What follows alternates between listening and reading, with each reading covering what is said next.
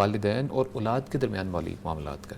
اگر والدین بولیں ایک حدیث ہے if I am not wrong کہ تمام مال جو اولاد کا ہے وہ والد کا ہی ہے, والدین کا ہی ہے, تمہارا جو کچھ ہے وہ ان کا ہی ہے. تو اب اس صورت میں جو شیخ نے بتایا ہے تحریری طور پر کوئی معاملہ طے کر لیا جائے, اگر یہ صورت ہوتی ہے والدین کہتے ہیں جی تمہارا میرا ایک ہی ہے, اس صورت میں کیا کریں گے شیخ؟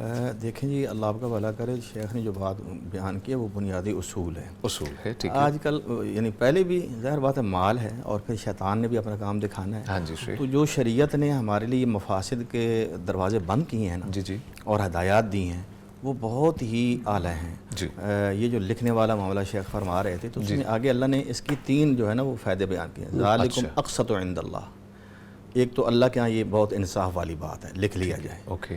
اور وہ اقوام للشہادہ, شہادت کے لیے سب سے زبردست اگر ذریعہ تو یہ تحریر ہے. جی ٹھیک وہ ہے. ادنا اللہ ترتابو, اور زیادہ قریب ہے کہ تمہیں شک نہیں گزرے گا. شک بھی تو ہو جاتا ہے, بالکل بالکل, بعض اوقات اعتماد بحال ہوتے ہیں لیکن شک یہ ہوتا ہے کہ وہ کمی بیشی کا. اس لیے میرے خیال ہے کہ ہم انہی چیزوں کو اپنائیں. اچھا ٹھیک ہے. جو شریعت. اچھا شیخ, جو بزنس پرسپیکٹیو سے بات کرنا چاہوں گا, ایک بزنس مین فیملی اگر بچے ان کے 2 3 4 ہیں, اب یہاں پر تو زیادہ سیریس کنڈیشن ہوتی ہے کہ اب برابر کیسے تقسیم کیا جائے, کیا طریقہ کر اختیار کیا جائے. والدین جب سوچتے ہیں, آپ اس بات سے اتفاق کریں گے کہ ایک بزنس ماشاءاللہ ایک والد ہے, اولاد اس کی ایک ماشاءاللہ 4 بچے ہیں, 3 بچے ہیں, 2 بھی ہیں, لیکن اب تقسیم کرتے وقت ایک کمپنی کھڑی کی ہے, اس کو کس طریقے سے تقسیم کیا جائے گا, کیسے معاملات کو طے کیا جائے گا؟ آپس میں یہ طے کیا جا سکتا ہے. ٹھیک ہے.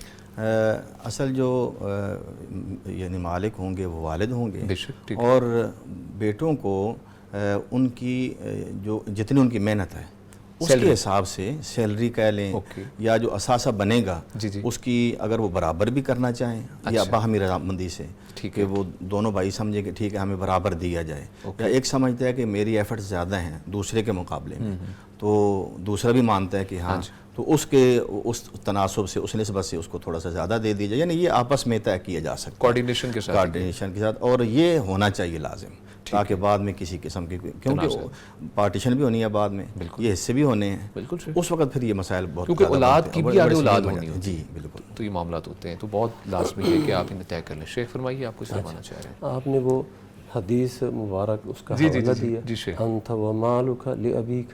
جی شیخ. باپ کا ہے کہ حدیث میں تو یہ آگے ہے کہ آپ کا مال اور آپ خود میرے ہو. جی شیخ. یہ حدیث بالکل صحیح ہے. اچھا. لیکن اہل علم نے یہ بتا دیا ہے کہ یہ جو لام ہے نا یہ انتفاع کے لیے ہے. اچھا. انت ومالک لابیک, تم اور تمہارا مال تمہارے باپ کے فائدے کے لیے ہے. یعنی باپ محتاج ہے, اس کی ضرورت ہے, اور بیٹے کے پاس مال ہے, تو باپ جو ہے یہ بیٹے کے مال سے فائدہ اٹھائے گا بلا شک و شبہ, اور اس کے لیے فائدہ اٹھانا بالکل جائز ہے. بیٹے سے بھی فائدہ اٹھا سکتا ہے, اس کا گاڑی نکال اور مجھے فلاں جگہ پہنچاؤ, یہ انکار نہیں کر سکتا. تو یہ لام انتفاع کے لیے ہے, ملکیت کے لیے نہیں ہے. وجہ یہ ہے یعنی یہ مال اس کا مملوک نہیں بنے گا جس طرح یہ بیٹا اس کا مملوک نہیں بنتا. یہ بعض لوگ نا ایک غلط فہمی کا شکار ہو جاتے ہیں کہ حدیث میں آگا انت ومالک لابیک, تو انت وہ بھی کیا مملوک ہے, مال تو مملوک ہو سکتا ہے, وہ ملکیت میں مال آ سکتا ہے, لیکن بیٹا تو مملوک نہیں بن سکتا, ملکیت میں تو نہیں آ سکتا, وہ تو حر ہے اور آزاد ہے. تو یہاں پر جو بات ہے وہ ہے فائدہ اٹھانے کے لیے. اچھا, تو یہ ضروری ہے. ایک اور بات بھی میں عرض کر دوں, وہ یہ ہے کہ جب باپ موجود ہے تو یا تو یہ طے کرے جیسا کہ شیخ صاحب نے فرمایا کہ ایک حصہ میرا ہے, باقی 2 حصے تمہارے ہیں, ہم 3 شریک ہیں اس فیکٹری میں, اس کاروبار میں, بس ٹھیک ہے.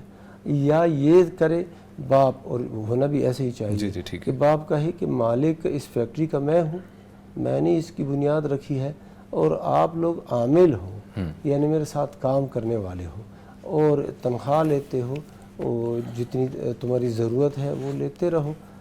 جب وفات ہو جائے گی والد صاحب کی, اس کے بعد شرعی جو قانونی میراث ہے اس کے مطابق تقسیم ہوگی.